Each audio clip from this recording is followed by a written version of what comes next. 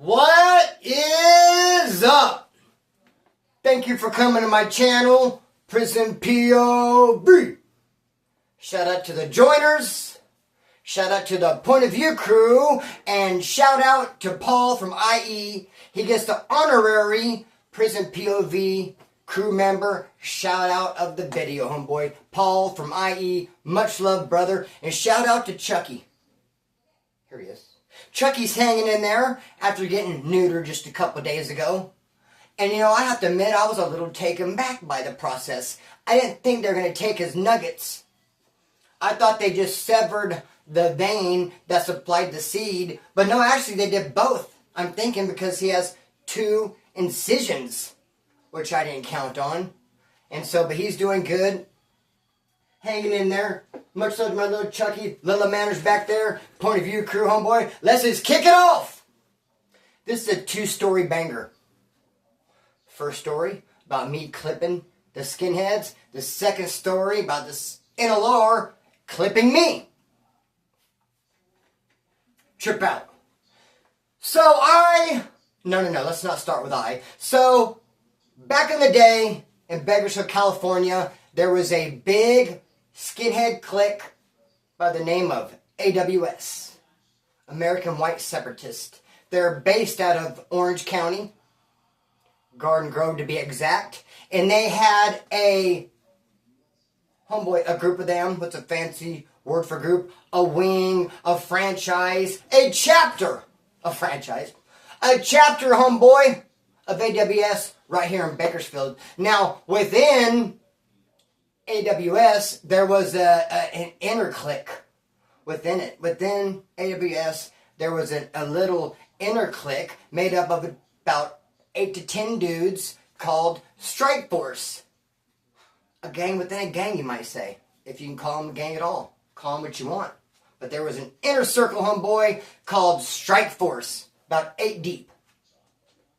And all these dudes from Strike Force kicked back in East Bakersfield at this dude named Adam's house. Because at Adam's house, it was actually his parents' house. In the back was a big shed, was a big clubhouse. They had everything you'd want out there to just hang out, chill, and be comfortable. Several dudes lived back there. It was a clubhouse, homeboy, Strike Force. That's where they hung their hat, brother. That's where they kept their boots, so to speak. And you'll find out soon enough that that's certainly true. So, one day, though, one of the dudes from Strike Force, the leader, as a matter of fact, this guy named Ray, who has American Skinhead tattooed on his back, but American is spelt wrong. And he'll get hella mad if you bring that up. I've seen him knock out a couple people over that one. He'll be showing off his tats. He'll be like, oh yeah, what about the American spelt wrong? Whoop. And just knock him out. He is a knockout artist, that dude Ray, but also a cheap shot artist. I've seen him fight a bunch, bro. It's like he's always cheap shotting, but he makes that shot count because they end up on their pockets. Be that as it may, homeboy, Ray jammed me up. The leader of Strike Force. But he didn't live in the clubhouse behind Adam's parents' house. But nevertheless, homeboy, he was Strike Force full blast. And he asked me one day, he has to borrow my 8 eyelet oxblood Doc Martens. Because see, I was a skinhead myself, but I was an independent skinhead. I didn't let any kind of politics or any of that interfere with my skinhead, homeboy. I was in it for the music and the culture, and I didn't give a rip about that shiznit. And I knew some dudes from AWS that I was cool with. I knew some dudes from Sharp that I was cool with. I knew some traditional, some independents. I pretty much knew all the skinheads in Bakersfield, bro. I didn't really care what they represented. And I knew what I represented, which was just to kick up dust and have fun. So yeah, this dude Ray from Strike Force, AWS, one day asked to borrow my 8 eyelet oxblood Doc Martens. And I was like, I guess you could borrow them. I got a hot date. I don't know why he wanted it. Maybe he had a new shirt that he thought would match great with my 8 eyelet oxblood Doc Martens. I don't know, but he wanted to borrow them. I said, sure. And in its place, what he gave me to wear, in the absence of my 8 eyelet oxblood Doc Martens, he gives me a pair of 14-eye black Doc Martens to wear while he's wearing my 8-eyelid oxbloods. Now, I don't like 14-eye docs. They remind me of left, right. Way too militant, bro. A 14-eyelid is going to put you right below the knee. Just a big old huge black boot all the way to the knee to where my 8-eyelid oxbloods look like a pair of high tops. Oxblood is like a dark red, a blood red color, homeboy. I polished it black, antiqued it. My boots look cool. These 14-eyelid black ones, cool is not the word I would use to describe them. Not at all. I hated them. But you know what? For a day or two, you know, so that Ray could wear my 8 eyelids, whatever, I don't mind, you know. Sure. I'll take these ugly militant 14s, and here's my 8 eyelids, you know. See you in a couple of days. But 2, 3, 4, 5, 8, 9, 10, 11, 12. Dude, days went by. I couldn't get a hold of Ray. I would call places. I know he'd be there. They'd say he wasn't there. He would answer. Hello? I'm like, Ray, what's up? Been looking all over for you. No, this isn't Ray. Haven't seen him. I'm like, dude, he's just dodging me. And in the meantime, I'm stuck with these 14 eyelids, homeboy. I mean, I had other boots, but I'd have 8-eyelid oxbloods. And I wanted my boots back, brother. Believe that. Then I hear loud and clear that AWS, the dudes from Strike Force, that whole car right there, all those dudes, they were going to Sacramento for a skinhead rally. They had some comrades up there, probably another chapter of AWS, whatever the case may be. I just heard that Adam and all of his cronies, all of Strike Force, all of his comrades, they were all splitting to Sacramento. Was the word, bro. Was the memo that I got. They were dipping. So I took that information and ran with it, and I thought, I'm going to go get my boots back. And I went and knocked on the door. Adam's mom answered. Hello, hi, she knew me, Chris. Hey. I said, hey, I left something in their little shed, the clubhouse. I left a thing or two, an item. Can I go back there and retrieve it?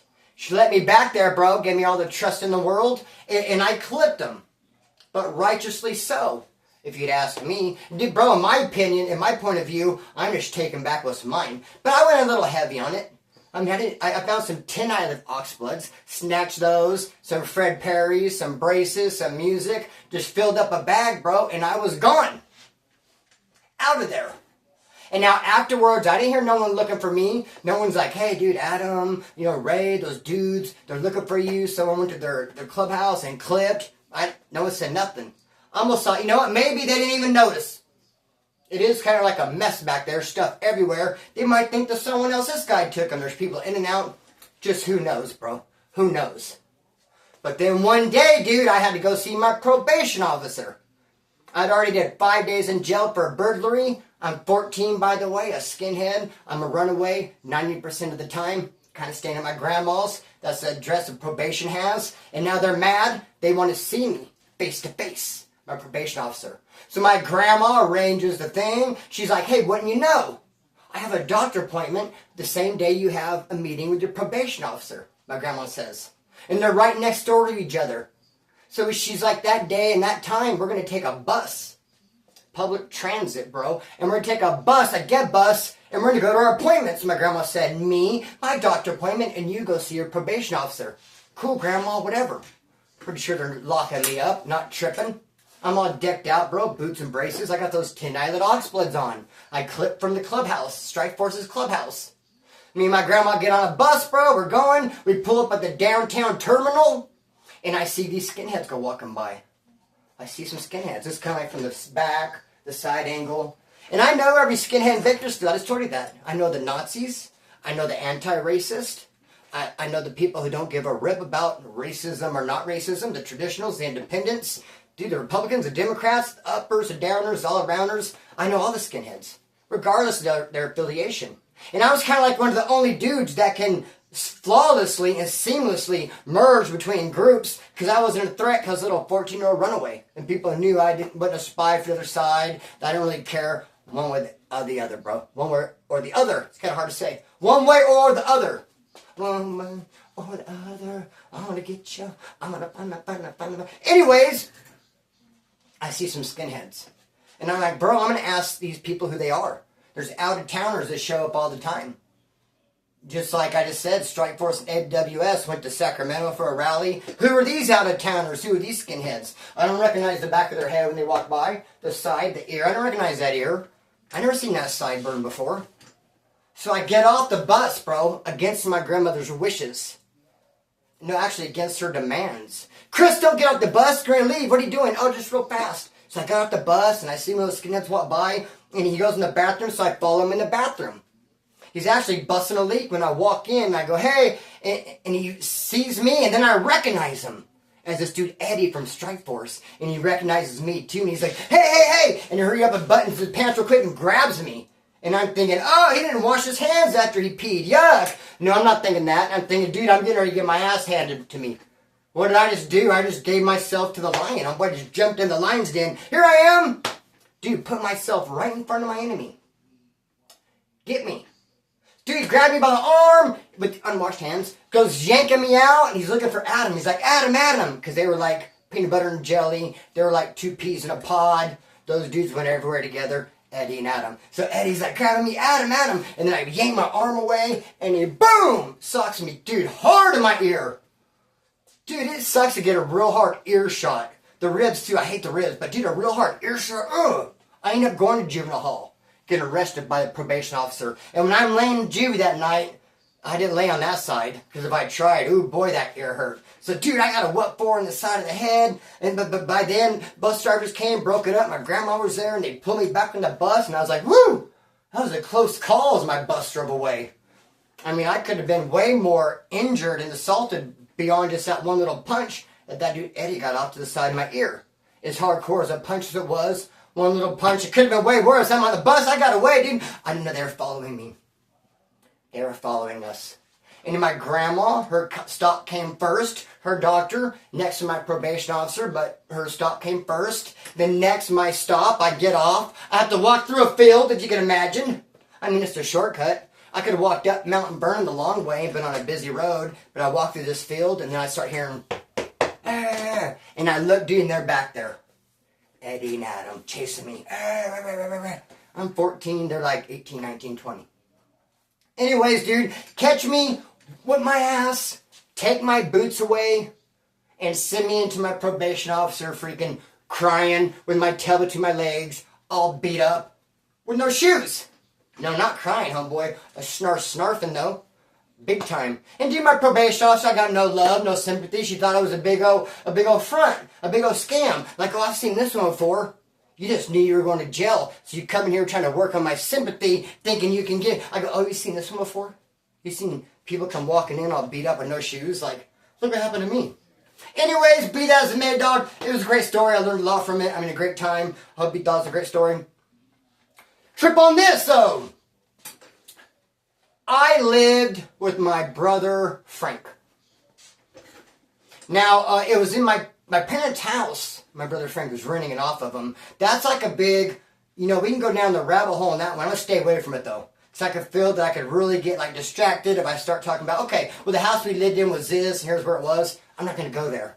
I can see myself really getting distracted. Just suffice it to say, and I don't like the word suffice it. Suffice it to say, I lived with my stepbrother Frank. And yes, it was my parents' house. But he kept having some of his homeboys come around, bro. I don't want to get too deep in this story. This named Gappy came over. Gappy was fresh out the pen. Frank let him stay there. My stepbrother Frank let him stay there. Gappy uses gate money on the sack, try to push 20s, and he ended up getting robbed. And it's like, get the hell out of here, Gappy. And then Frank was just having these dudes around, so I'm trying to say. I'll tell the Gappy story later. It's actually quite good. Anyway, he had this dude, Bart, start coming over. Another friend of my stepbrother Frank's, Bart. Fresh out the pen. He came over. He's trying to hustle and get his thing going. And then all of a sudden, he's just like, dude, I can whip up a batch. I'm a cook. I can whip up a batch. And my brother Frank's like, no. And I'm like, dude, fuck it, dog. Let him whip it up. Why not? What do you got to lose? He's like, all right. I'll let him whip one up. But I am not going to be here for it. I'm leaving. Let me know when it's done. But I had the opposite outlook. I'm like, I'm not going nowhere. Get busy, Bart. I'm posted up, dude. I'm going to be here for the entirety of it. I'm not budging. I'm not leaving. I'm just going to sit right here and, and make sure you do it right. and you don't front my house off and messing anything up. And we're going to have some rules, Bart. And one of the main rules is nobody here. Just Bart, he had this helper dude, them two cooking, and then me and my pad keeping an eye out. And they're going to make a quarter pound and a coffee pot, homeboy. Everything looked good day 1. Day 2, Bart has his old lady come over. Some chick comes over, and I'm like, dude, you're already breaking the rules, bro. Why? Who is she? Why is she over? Oh, she's my old lady. She's my old lady. I'm like, famous last words, dog. I mean, come on, brother. I have a very, very, very comfortable chair out in the garage. Straight up, I forgot the name of it. A chair for this kind of work, homeboy. For podcasting, a podcast chair, a gamer chair, that's the word for it. But instead, I use this beat up thing. It's not made for comfort. That's why you see me always shifting around. Anyways, Bart's gonna whip up a batch, brother. All of a sudden, this lady comes over. I was like, dude, you're blowing it. Next day, I'm there, I'm looking out the window, and I see this very large man approaching our house. And I was like, whoa! Literally, like, here comes a man and a half. Literally, like, here comes 2 dudes on 2 legs. I mean, take it for what it's worth. Because here comes the end of your existence. A scary-looking individual coming to the door in 3, 2, 1. Boom, this dude barges in. When's it going to be done? And like, oh, man, I remember this guy. I know exactly who this guy is. Moose. The leader for the NLR in Bakersfield. He has the keys. He's the key holder for the Nazi lowriders in Bakersfield, California, is Moose. He is a full-time gangbanger, a full-time robber, and if you got it, he's coming to get it. In fact, I've already had the privilege of being robbed by him before. And when he comes in the door, I'm like, and he walks up to Bart, and he's like, when's it going to be done? Bart's like, almost, bro, almost. I'm like, dude, I don't know if you're from Earth or what, but this is the last guy I would let know if I had anything valuable popping up in the next couple of days. Dude, I'm at my homeboy Quentin's house, Littlewood in Rexland. We're chillaxing. All of a sudden, 2 people come barging in the door. First, this dude named 5150 who's blind, completely blind, and he has a pew-pew, and he comes in. And then Moose comes behind him. And Moose tells 5150, there's 2 dudes in there. It's a small room. If you just start shooting, you'll hit one of them. And me and Littlewood were like, what? We instantly just sat down. And I'm thinking, like, well, he's blind. If I make myself like a very small target in the corner, I got a good chance of not being hit. But he got confused by the whole shoot if you want. There's 2 of them, you'll hit one. And he's like, what, now? Now? He said, all confused. 5150 said. I said, no, not now. No way, not now. I mean, I know you're blind and you can't see, but when you hear me get up and leave, when you hear me say bye and the door open and close, dude, feel free to just let it rip. But until then, no, definitely not now. Dude, Moose comes over, walks right over to Littlewood, empties his pockets, takes all his valuables and splits. And they were friends apparently prior to that. And I heard that Moose robbed like 3 people on that street on his way out of the neighborhood that night. This dude is, like I said, professional robber, bro. If you got it, he's coming to get it. And now he's in my pad telling Bart, is it ready? Is it ready? I almost messed up right there. I had to pause it. I forgot what I was going to say. I forgot my place in line, I like to say. But when that happens, I just say to myself, Splitter, that's just more personality. In the videos, it's going to be that much more better, bro. It's going to feel like home. Like mistakes make everything better. Anyway, Moose keeps on coming by. Is it ready? Is it ready? Bart says, no, it's not ready. And every time he leaves, I can just picture Moose out back, like digging our grave. I think I'll go ask if it's ready yet. Put the shovel down, walk in. Is it ready? Not yet? Okay, back out there with them. I'm going to square this corner off a little bit more. And I'm like, dude, letting him know when it's ready is like Wells Fargo telling the bandits when the stagecoach is going to come pulling up. Hey, banditos! The stagecoach will be here at 2:30 if you're interested. If you got mail, I'm going, no, dude, don't tell that fool nothing, dog. But he wouldn't listen. Oh, it's my old lady's brother. Got a lot of love for him. You might love him, but does he love you? So day 4 is him in and out of the house. Is it ready? Is it ready? Day 5, it was ready. And here he comes. He comes over, and I knew right away something was wrong because Moose only came over when his sister was there, which is Bart's girlfriend.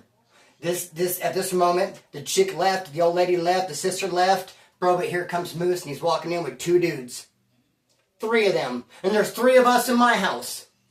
Me, Bart, and Bart's helper, bro, and it's done. He finished the quarter pound in the coffee pot. And here comes Moose with 2 dudes, and he walks right in, goes right up to Bart, and he has a sawed off. And he's like, break it off. Empty your pockets. Come out of your clothes like hose, homeboy. I'm not giving you my clothes. I'll give you all my valuables. The clothes aren't valuable. Can I keep them on? Bro, they wanted everything. They wanted to take it all. But the funniest part about it is Moose brought 2 people with him. Probably there's 3 of us, so 3 robbers, and so there's going to be 1 bad guy for each good guy, I guess you could say. A Moose went over to Bart, another guy went over to Bart's helper, but the robber who came over to take me, homeboy, to hold me captive, I mean, I felt very safe in his care. I mean, he was about as scary as a cherry cupcake. This dude came walking up with a half shirt. If for those of you who are unaware, back in our nation's history, there was a male garment that was called a half shirt. There was a t-shirt that would stop right here. And like the whole belly would be exposed. But what dude in their right mind wants to be like, oh, look at my belly. Not me, bro. Not anybody I know. Not anybody I know and the people they know. Dude, there's not one person I've ever met and called friend who would wear a belly exposing shirt. But the robber came in wearing it. And he came right over to me. And I'm like, dude, I feel safe around you. I feel like you're going to keep me safe. You're not dangerous. You feel like a seatbelt. You're like a seatbelt. And he came over and he put his hand on me to try to make me sit down. I didn't budge. He's like, well, just don't say anything. I'm like, anything.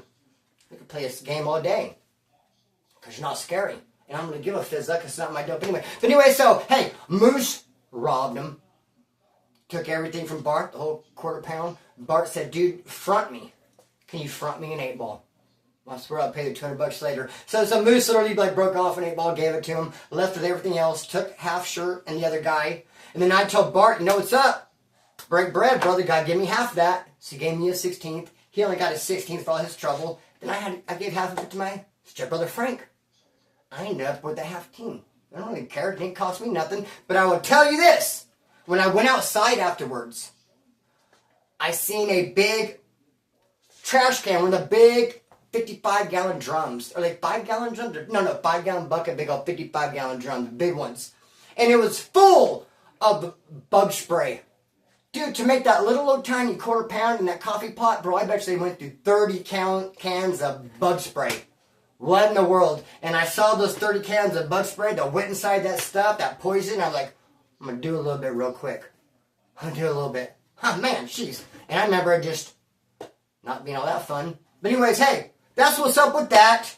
More videos coming soon. And for now, though, cut the string and let it fly. Peace.